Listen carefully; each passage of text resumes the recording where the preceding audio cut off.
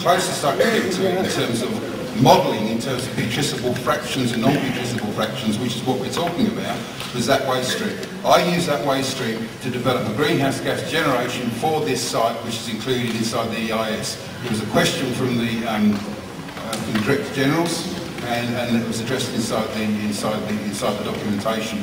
But yes, that's the reference to asbestos. It's simply to model greenhouse gas generation. Okay, let's keep going. What we're going to do is there's a question up there, and then I'll ask the staff with the microphone to come round in this direction to come out to this side. Yes, sir. Okay, my name's David Reynolds. I represent Jervis Bay Tourism. I'm the president of Jervis Bay Tourism. I represent a large number of people in the tourism industry in this area who've invested on their own behalf many millions of dollars in their tourism operations. And we market this area for its beautiful natural features. And this area I refer to as the catchment of the Jervis Bay, or Jervis Bay and St George's Basin. Our main point of difference between this area and many other areas along the coast is our beautiful and natural features. The mere perception of a waste facility going in this area destroys completely our marketing point of view.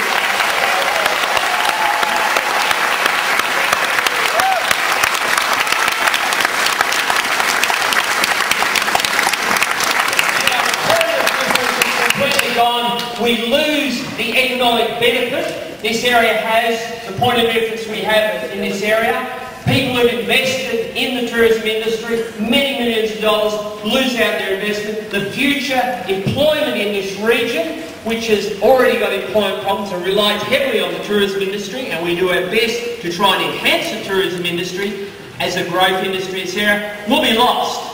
We'll be losing all our future that we hold so near and dear. And I'm talking about the perception. I don't really care what the facts say, because the decisions made by visitors to this area will be based on landfill. I wouldn't want one adjoining me. I don't want a bloody landfill where I go on holiday. I don't care. Mr. Reynolds, you'd help me greatly if you could just take a little question at the end.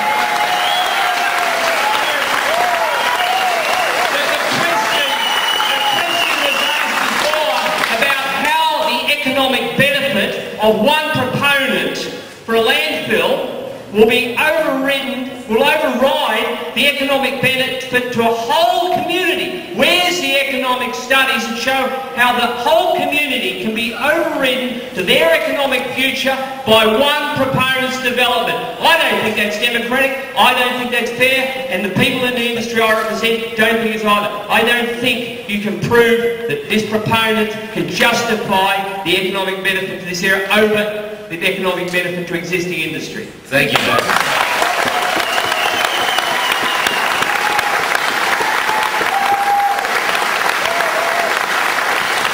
Well spoken, Mr. Reynolds. We'll take that as a statement, and we'll move down to this part of the group down here.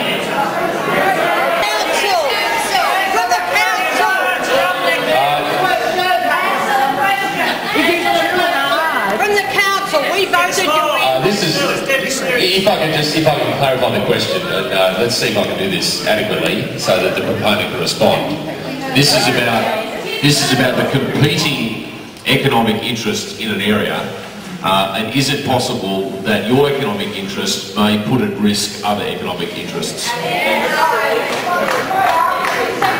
can make themselves, not for everyone else. Too hard.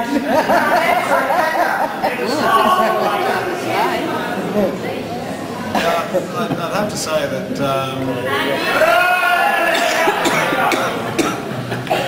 I think what we're talking about is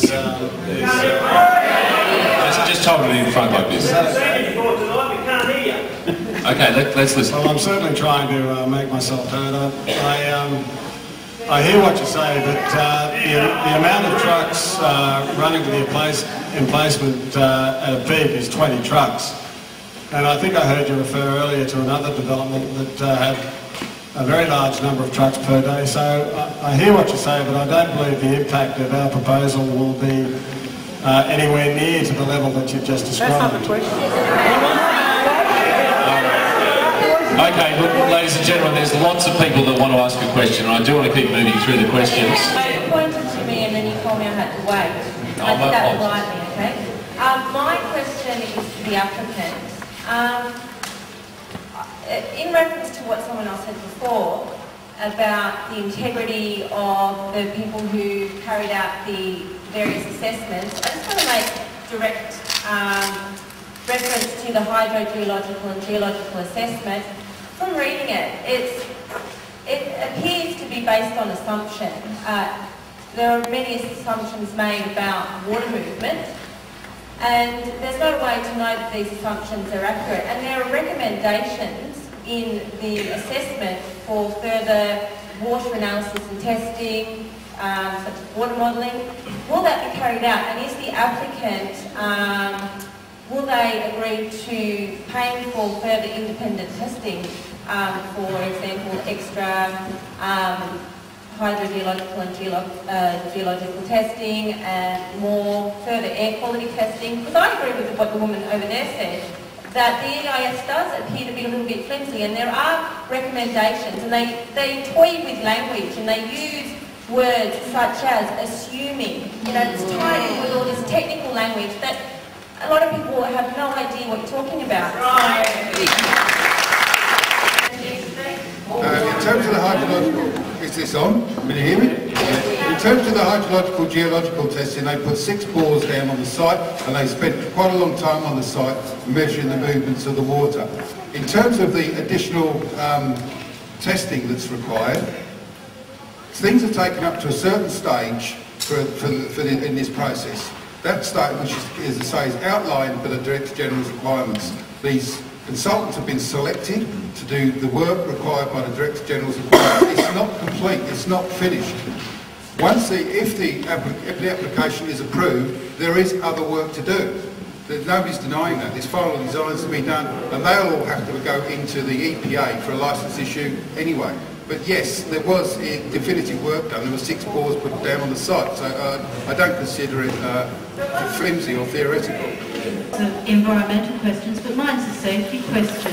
What consideration has been made for the traffic movement at the intersection of the Princess Highway and Island Point Road, which is already school buses travel that intersection several times a day, and where, as far as I can see, the trucks are just going to cause major problems. Thank you. From a traffic point of view, we have several areas of concern. One is the intersection you're talking about. We're looking at that. I do know the RTA has generally said that as far as the actual highway itself goes, they don't see any major issues. From a transport point of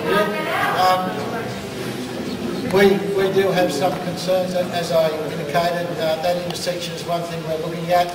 The other is the amount of traffic and the width of Gumden Lane. Our assessment at the moment is that it's not adequate to take the increased traffic that's been proposed there. We'd need substantial works. And obviously the bridge, the safety of the bridge over at Tomerong Creek, and the measures there, particularly in times of flood, where in fact currently the report that has been done has been done on the 1 to 100 flooding frequency. There's been no work done between, say, the 1 in 20 and the 1 in 100 as to how many times that may impact on that particular bridge. So that coupled with the noise issues in relation to traffic is something that we are looking closely at. When you look at some of the detail contained in the tables, there have been per week. My question is, what environmental assessment has been done on the impact of an additional 60 trucks per day on the residents of Gumden Lane and Island Point Road?